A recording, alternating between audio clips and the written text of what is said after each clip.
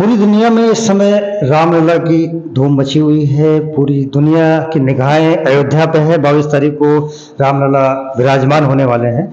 ऐसे में हर शख्स अपनी सुविधा के हिसाब से राम भगवान राम के नाम का इस्तेमाल कर रहा है। इस समय हम हैं मुंबई में एक ऐसे विद्वान, ऐसे संत, ऐसे महात्मा के साथ में हैं जो अलग अलग प्रयोगों के लिए हमेशा जाने जाते हैं। भक्तांबर के ऊपर उनका इतिहास रहा है पुराना, वर्ल्ड 10 विश्व रिकॉर्ड उन्होंने बनाया है। महाराज, राजनीतिक पार्टियों की मजबूरी तो समझी जा सकती है कि वो सुविधा के हिसाब से भगवान राम का नाम लेना है, नहीं लेना है। आपकी क्या व्यवस्था है, क्या मजबूरी है? आपका तो ऐसा कोई पॉलिटिकल बैकग्राउंड भी नहीं है महाराज जी। देखिए, राम तो सारी समाज के होते हैं, सारी दुनिया के होते हैं।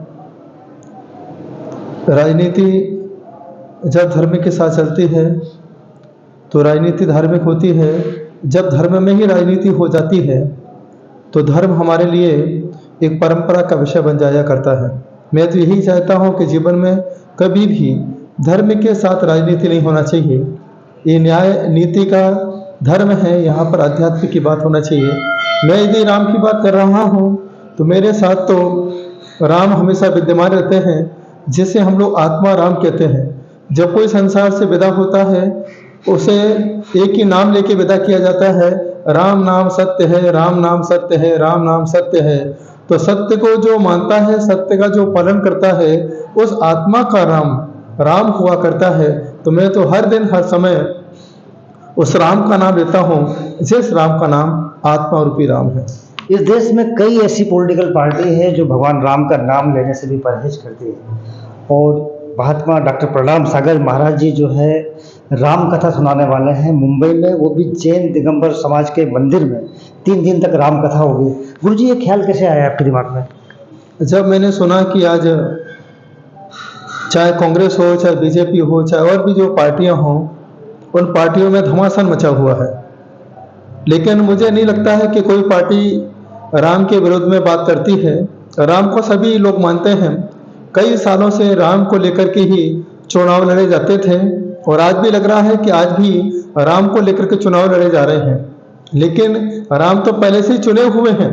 हिंदुओं ने भी चुने, हिंदुओं के राम, मुस्लिम की भी राम है, क्योंकि मुस्लिम भी राम को याद करता है, कहता है रमजान मेरी राम है जान, उसे कहते हैं रमजान, वो भी उन्हें याद करता है। सिख हो चाहे ईसाई हो, हर पार्टी राम को याद करती है। लेकिन कुछ ऐसा समय चल रहा है जो रामलला के समय पर नहीं आना चाहते हैं। वो सोचते हैं बाद में जाओ तो अच्छे से दर्शन होंगे। मैं भी 3 दिन की जो कथा कर रहा हूँ वो इसलिए कर रहा हूँ तो लोगों की जो व्यथाएं हैं मन में, लोगों के मन में विकल्प है कि राम किसके हैं। तो मैंने कहा राम तो जैनों के भी हैं, क्योंकि जन जन के राम होते हैं। राम के अंदर 2 अक्षर हैं। रा कहते हैं ऋषभदेव हो जाता है और माँ कहते हैं महावीर स्वामी हो जाता है। जहाँ 24 तीर्थंकर का समावेश हो जाए उसका नाम है राम है। इसलिए मैं 3 दिन आदिनाथ से लेके महावीर स्वामी की कथा एक राम की कथा के रूप में करना चाहता हूँ। राम सबके हैं, राम आपके भी हैं, राम सबके हैं। कुछ लोग ऐसे हैं जो करोड़ों हिंदू ऐसे हैं, करोड़ों लोग ऐसे हैं जो इस 22 तारीख को अयोध्या जाना चाहते थे, लेकिन गिनती के उंगलियों पर गिने जाने वाले लोगों को भगवान राम का बुलावा आया है, बुलाया जाता है, निमंत्रण दिया जाता है, लेकिन वो लोग ठुकरा देते हैं। गुरु जी, एक बड़ा विरोधाभास है। जो लोग जाना चाहते हैं वो जा नहीं पा रहे हैं और जो लोग जिनको बुलाया गया है वो जाना नहीं चाहते हैं। देखिए, यहाँ पर स्थिति वही है, कुछ सामाजिक व्यवस्थाएं होती हैं, कुछ गवर्नमेंट की व्यवस्थाएं हुआ करती हैं, और ये तो सब कुछ पार्टियों के साथ जुड़ा हुआ है। जो जाना चाहते हैं उन्हें इसलिए नहीं बुलाया जा रहा है क्योंकि वहाँ पर व्यवस्था बिगड़ सकती है। मैं तो चाहता हूँ कि सबसे पहले आप आडवाणी को बुलाइए, मुरली मनोहर जोशी को बुलाइए, क्योंकि अगर ये 2 नहीं होते तो हम आज तक राम को राम मंदिर के रूप में देख नहीं पाते। यदि आज राम मंदिर के दर्शन कराए हैं तो इसमें सबसे ज़्यादा योगदान आडवाणी का है और मुरली मनोहर जोशी का है। यदि उनको बुलाया जाता है, यदि वो आते हैं, तो मुझे लगता है कि पार्टी में कोई विवाद नहीं है, पार्टी एक साथ राम के साथ जुड़ी है और बीजेपी के साथ पूरा हर पार्टी उसके साथ जुड़ी होगी। गुरु जी, देश की तमाम राजनीतिक पार्टियां धर्मनिरपेक्षता की बात करती है, धर्म से बाहर रह के, लेकिन आप धर्म में रह के न सिर्फ धर्मनिरपेक्षता की बात कर रहे हैं बल्कि साबित भी कर रहे हैं। बड़ा अच्छा प्रयोग आपने किया है कि जैनियों को आप जो है राम कथा सुना रहे हैं। देखिए, यहाँ पर हम जब भी बात करते हैं, जब दैहिक की बात करते हैं तो हमारे साथ पार्टियां खड़ी हो जाती हैं या परंपरा खड़ी हो जाती है।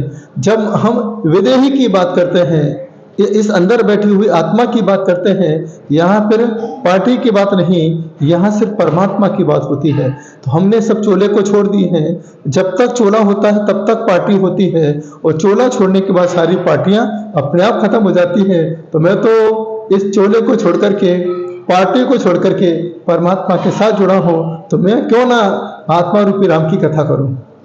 बहुत ही सुंदर सुंदर प्रयोग किया है। और जिन दो नामों का गुरु महाराज ने जिक्र किया है, लाल कृष्ण आडवाणी, लाल कृष्ण आडवाणी, कृष्ण है मुरली मनोहर जोशी, दोनों को बुलाया गया है। और ख़ास तौर पे मंदिर का जो गर्भगृह में जो प्रोग्राम होने वाला है वो नरेंद्र के द्वारा होने वाला है।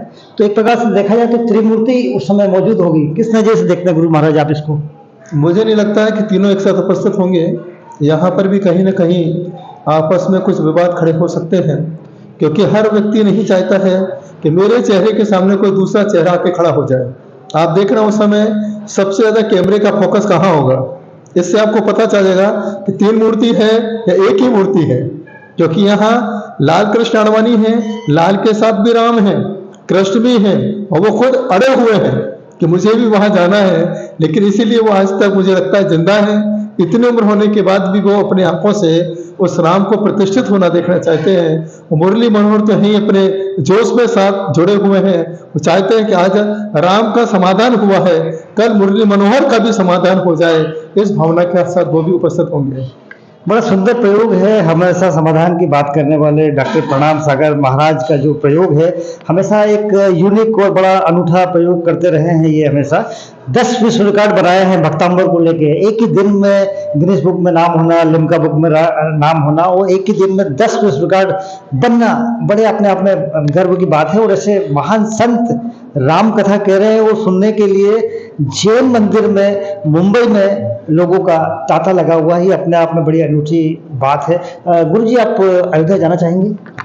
निमंत्रण तो आया था अयोध्या के लिए, चावल भी मैंने अक्षत भी दिए हैं, लेकिन हमारी मर्यादा है, हम लोग पैदल चलते हैं, दूरियां बहुत ज़्यादा हैं। तो मैं शरीर से तो नहीं पहुंच पाऊंगा, लेकिन मन से सदा अपने हृदय में आत्मा रूपी राम को विराजमान रखता हूं। जब समय मिलेगा, योग होगा, तो पैदल चलते चलते उस अयोध्या की भूमि पर अवश्य पहुंचूंगा। मर्यादा पुरुषोत्तम के यहाँ उनके स्थापना दिवस पर जाने का गुरु जी का मन है, लेकिन इनकी मर्यादा भी है समय की।